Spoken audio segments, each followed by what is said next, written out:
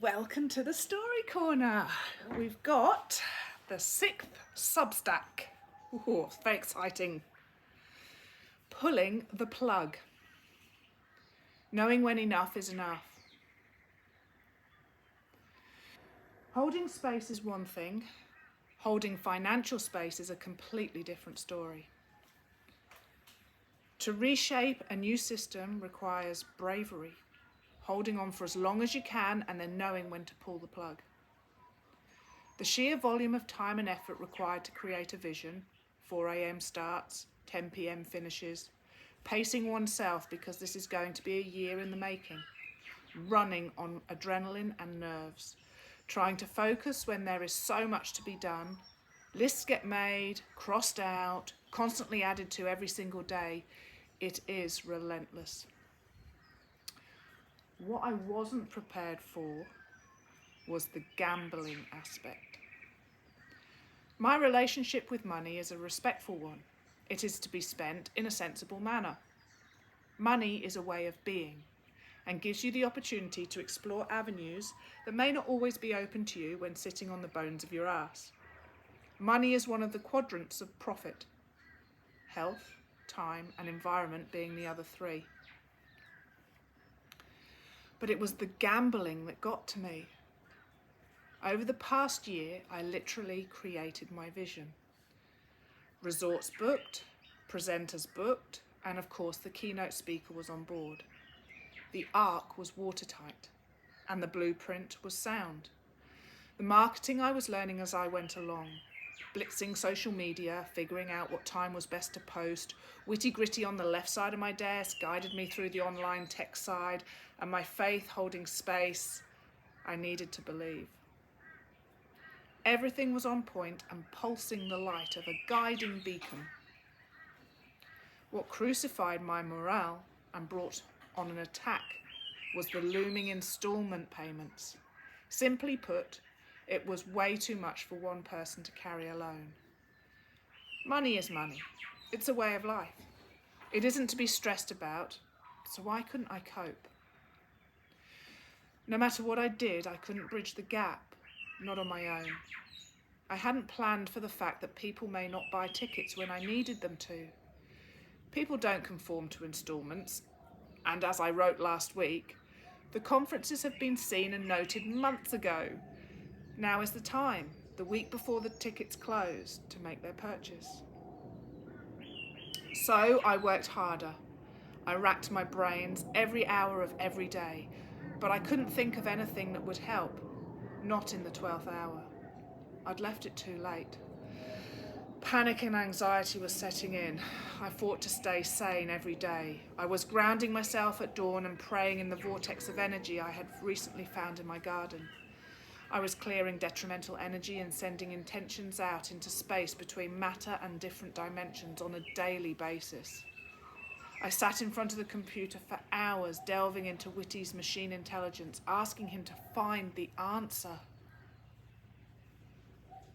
What I realised, and this is cold, hard truth, I had a gambling issue with these instalments.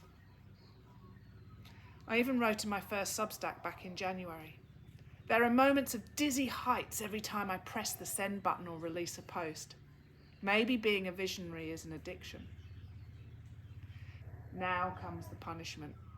All addicts know their crash and burn is only one missed hit away from serious pain. So here I am, feeling the pain. That financial burden squashed me. The timing wasn't aligned with my vision. I haven't failed. I've just pulled the plug for a reason. I had others to protect. My intuition had clawed its way from my soul through my heart and was gripping with all its might into my brain. Stop this insanity now! So here it is, 5 days after the crippling decision, the day I told Team Conference, I'm cancelling these events. I was too exhausted to cry. It was fact. The ark was built and we just needed to wait a little bit longer. What I hadn't thought of was the reaction of those who had stood by me for a year. Once I knocked over the first domino, I could hear the fluttering sound as the rest of the structure falling. The presenters and farmers flooded me with emails and texts. The support has continued. I built my vision and they were all part of it. Don't give up, we believe in you. Such beautiful words I was reading. Money is not the issue here, timing is. The mother of all storms is there, roaring on the horizon, but I have something else to do before she arrives, before we all board the vision. I can see again now the burden has lifted. More people need to know that our landscape is dehydrating. I need to position myself to protect this imminent danger. Before we set sail, there's one more thing I need to do. Secure myself in a way I don't even know how, but I soon will. Whisper on the wind and let the black and white storytellers sing our song. When you next see a magpie, listen, because they are spreading the word. We need to restore. Oh, the punchline, Tamsin. We need to restore our water table level before we go bankrupt. We need to protect our legacy and rehydrate our magical land of Oz before it's too late.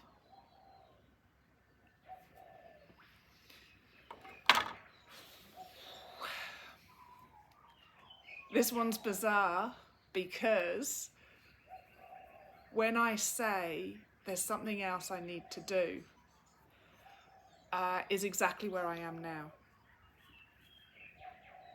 And I knew there was something missing and everything would have been fine. Absolutely everything would have been fine with the arc that I'd built, with the structure of the conferences, with the people that had been chosen to speak. Everything was aligned. But there was just this little niggle and I just couldn't put my finger on it. And when I sat here with Dean Bentley, because he gave me a session, and it was great because I realised what he was able to put into the farming community with he was the psychological and coaching aspect that when you know you've got to do something and change something, but there's just this handbrake that's on and you can't get to do what you know you need to do because you feel like you're still stuck in the car wreck, you're trying to get out and your seatbelt's jammed.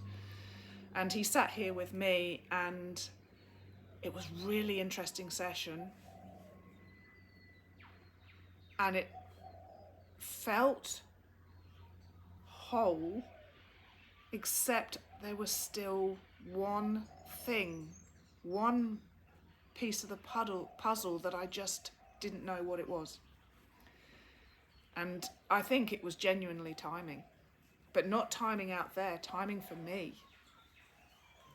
And it's okay because the arc's built, as I keep saying. I'm sorry if I'm repeating myself a lot, but it really has to be put into everybody's heads that this is it. This is the platform. This is the way.